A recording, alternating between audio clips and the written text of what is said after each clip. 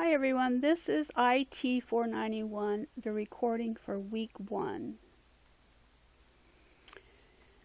First I wanted to go over APA references and in-text citation. If you check the library for the HU APA tip sheet, you'll see it's found under Formatting and Citations, HU APA tip sheet. This is what I check for your references. References should be at the bottom of the discussion, the full reference. Then the in-text citation should be within your post to indicate what information came from your source. This is done even when you only have paraphrased the information. You still need in-text citation. References for a website article depend on if there's an author or not. If there's an author, it's listed as author, date of publication, or ND if no date, title, and then the retrieved from date URL. Retrieved from URL, no date on this one. If there's no author listed, then it's title of page, date of publication, or ND if no date is given, retrieved on date from URL. So here's where you have the date. And when it means retrieved on date, that's the date you actually access the information. You must have a date field, so if there's no date given, you use ND for no date, not NA for not applicable, but ND for no date. You're not using the copyright date at the bottom. You're looking for the date when the article was published on the web or recently updated. A lot of times those dates are at the bottom. If you can't find one, just use ND. You must use the page title, not the site title. If you're unsure, use what is given on the tab. Sometimes the tab will have a longer title. So look for the title of the article and then just shorten it to that. But for instance, you wouldn't use Microsoft.com. You would use the title of that page. You must give the full URL that leads to the article you're referencing. If you copy the URL from the address, so this is Chrome and this would be the full URL. So you would copy from the HTTPS all the way over. I need to be able to go and see the article to check your references. So if you don't give me the full URL, I will count off. References for a print book are author, date of publication, title, edition if it's other than the first edition, place of publication, which is city and state, and then the publisher. References for an ebook are author, date of publication, title, version, which means like Vital Source bookshelf version or Red Shelf version, retrieved from URL. And you can get those from your book, but make sure you have it in this format. And for books, you only use the year. If you're using a section of book that you find online, you can treat it as a web article if it doesn't contain the above information, and that's fine with me. If you're using a database that has a tight citation tool, you get to the databases through the library. So for instance, if you went to ProQuest, my favorite is ProQuest Central. You're going to go to the Cite tool. It's usually listed on the right side of the page. When you open it up, you make sure it's on APA 6th edition. Then you're just going to copy and paste this whole reference. And I will accept it even though it's a little bit different sometimes from the APA that I just went over. If it's listed as an APA reference in the database, I will accept it. And I do check your references, so make sure you have a few full URL so I can check them. So I have an example here, say for the discussion. I have chosen to use transitioning a network from IP version 4 to IP version 6 for my capstone project. The problem for my company is that IP version 4 addresses are depleted, so we need to move to IP version 6. There are a couple of main methods that can be used when transitioning. So this part here is exactly copied from this website by Wilkins. Now the whole thing is copied, so I have set it over some. I've used a tab to bring the whole thing over rather than using quotation marks because it's a whole thing. Then here I have copied a whole paragraph, a whole sentence. Because it's not a whole paragraph, I would use quotes. Still need the in-text citation with author's last name and the year. Now this one is from that same reference, but it's paraphrased into my own words. And that means all of the words are changed, except of course the IPv4 and the IPv6.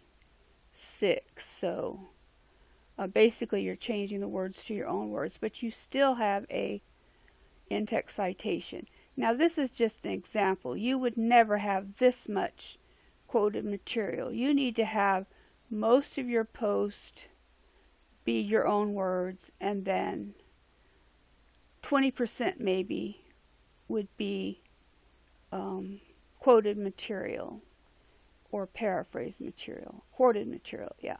So don't go over 20% of quoted material. If your whole post is quoted, even though you have it in quotes and you have a reference, it still will get a 0 because you have no words of your own. So you can't just copy from a website and say, here's my post. You've got to have put some thought process into it. Now for this example, at the bottom, I would have this reference, which just has an author and a date. For a website, you use the whole date in this method. Now, this particular reference has an hanging indent. I only expect that when you're doing your papers, like in Word. You can't really do that effectively in the discussion without copying the whole thing from Word, and sometimes it still doesn't pick up the hanging indent. So I don't count off if you don't have a hanging indent in the discussion. In Word, you should have a hanging indent.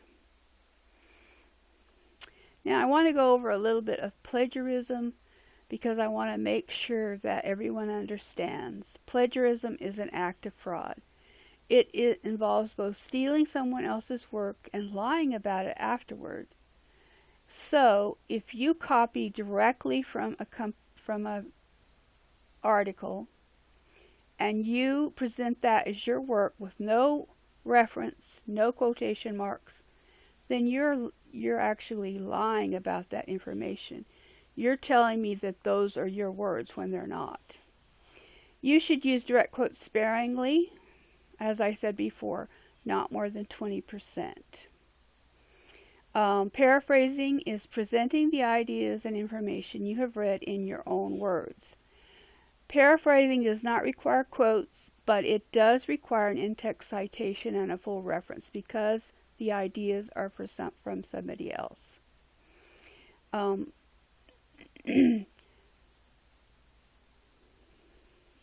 Okay, I already went over the full. I do check your discussions to see if they are copied, so make sure that you reference your material and have enough words of your own. So a discussion post or written paper that contains plagiarism will receive an automatic 0, and it cannot be corrected. This also goes for a paper. If you have a big chunk of information that you've copied from someone else that you didn't reference, then I will give you a 0. And even if you referenced a discussion or a paper and the whole thing was copied, I would still give you a 0. So just a warning. The week 1 discussion is due Wednesday at 11:59 p.m. The topic, you're to describe the topic or problem you are considering for your project. What was the process you used to narrow your project into something you could implement within the 8-week frame of this course? How will this project add to your professional portfolio that will help you with potential employers to recognize your knowledge, skills, and abilities? Read through your classmates' responses and provide feedback on these 3 things. Is the project complex enough to meet the course requirements? Can the project be completed within the 8-week term? What additional questions or recommendations do you have? The initial post must be at least 100 words and have at least 1 APA reference with in-text citation. So for instance, if you've chosen a project and you've said all these things, you still have to have an APA reference. So look up something that has to do with your project and include that, and then you'll have something to reference.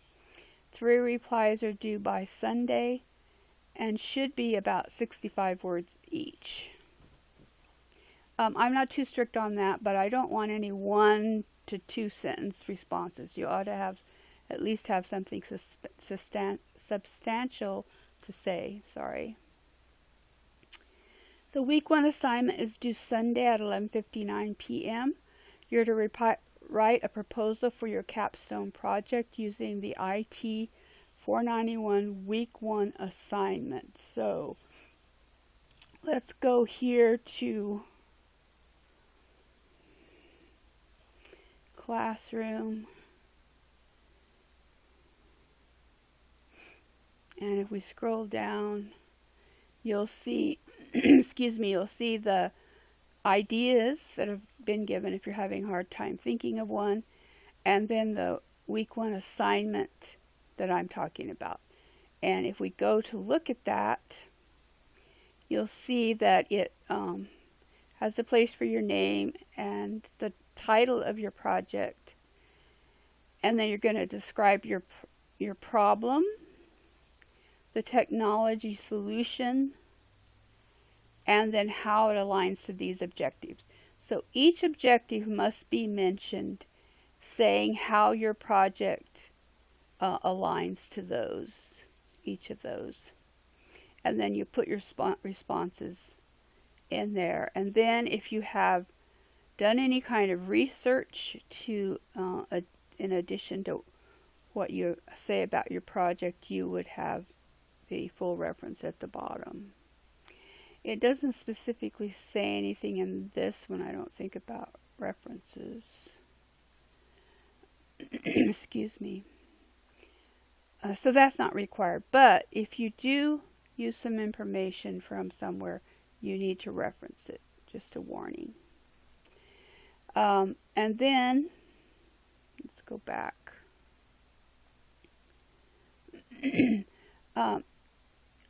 Here on the website, there is a presentation that has, it goes over the assignment, has some good ideas. So I think you should watch that before you start your week 1 assignment. So the problem definition is worth 15 points. You're to explain who the organization you are completing. Now this can be an actual company, but remember, all the work has to be your own. So you can't use something that your company is doing with a group of people, because it's all your work that you're needing to do. Whatever you have to do, it has to be your work. So keep that in mind, because a lot of times work for companies are done as project teams, and that would not work well for this type of project. What is the problem you're addressing? So this was an example. You're moving locations, and you need to be specific. You have to say a problem. For instance, you can't pick a topic and say that's what your project is about when you don't specify the problem. that you are addressing. It has to be a problem that you can find a solution to, and then the solution must be measurable, or the outcome. What will be the desired outcome? It must be measurable and be specific. So you can't say, well, I want a network that runs faster. That's not measurable enough. That's not specific enough. Just saying, I want a network that's secure. You have to be a little bit more specific. Secure from what? And how are you going to determine that it's secure? That kind of thing. Then the technology solution. What is your proposed solution? What are you going to do about that problem? What does it involve? How are you going to complete your project? What tools are you going to use? Are you going to use an actual company? And then tell us about the company. How big is the network, etc. If you're going to use one of your own, you still have to have the operating systems, the computers, the number of computers, the number of employees, and how you're going to deliver the proposed solution. What type of resources, software, hardware, virtualization, whatever you're going to need, you need to complete in this technology solution. Then you have the objective alignment. And these are the objectives listed in the week 1 assignment. Each one has to be specified, something specified, 1 or 2 sentences, which tells how your project applies industry standards to the implementation of support of network systems and computer devices. So, how does your project do that? Now, there's one of here that's express relevant information to technical and non-technical audiences. Well, basically, your white paper is going to do that. And everything that we do here in week 1 will be a section of your white paper. So each assignment will be part of your white paper. So the more specific you are here in this assignment, the less you have to do when you come to that section in your white paper. You may not start your actual project until you have my approval. Things I need to know the problem that you are addressing, how you're going to build your network. Is it a virtual network? Is it a home network? Is it a company, an actual company? And then, what are you demonstrating? What are your hands-on? And what are you demonstrating for me? Because in order to pass this class, you have to do a demonstration where you show me what you've done. For instance, if you said that you wanted to secure your network because it was susceptible to hacks, and you have created your network, you've hardened it, and now you want to prove that it is not susceptible to your hacks. You either do some testing or you try some ethical hacking on it to show that you've solved the problem. Those are the things that you will have to demonstrate, and you cannot do that through screenshots. It actually has to be live through Skype. If there is something other than Skype that you would prefer to use, you would need to let me know in advance so that I could get the proper software. The final thing for this week is the week 1 log. It's worth 25 points. As I showed you, the log is attached. And this is a progressive assignment. You will work on it every week and then submit it during week 6. It has a date field, technology, research, and a work performed. I think I made a copy of it. No, I didn't. So let's go and open it. Excuse me.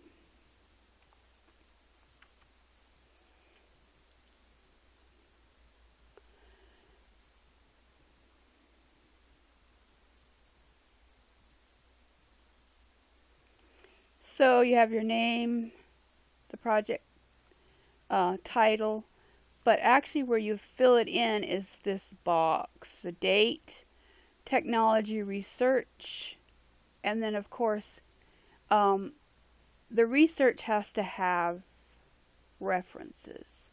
So what you're going to do up here is put the in-text citation, and then down here at the bottom you'll have your full references. Please don't delete parts of it. It's a lot easier if it's exactly laid out like this so that I can find where your information is. Use this table for your information. That way I'm not searching around for the different sections. Then what did you do? What did you do on Monday of week 3? What did you perform? And did you install your virtualization software? Did you build your computers? Did you connect up your network? What did you do? So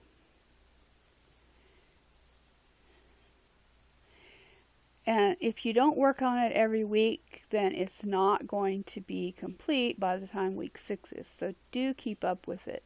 Don't put it off, because then you'll forget. It does specifically ask for the date as year, month, day, such as an example. And then all I have left is my references from the plagiarism. I've just this kind of an overview. If you have any questions whatsoever, you feel free to contact me. You can call me, you can text me, you can email me, you can send me Blackboard message. I try to check my email several times during the day. As far as Blackboard message, if I've logged off, I won't get that message till the next day. And I usually log off in the evening around 8 or 9 p.m. So if you want to get in touch with me other than that, email me or send me a text or give me a call. I usually don't receive calls after 10 p.m. So just so you know. And that's all I have. So if you have any questions, please let me know.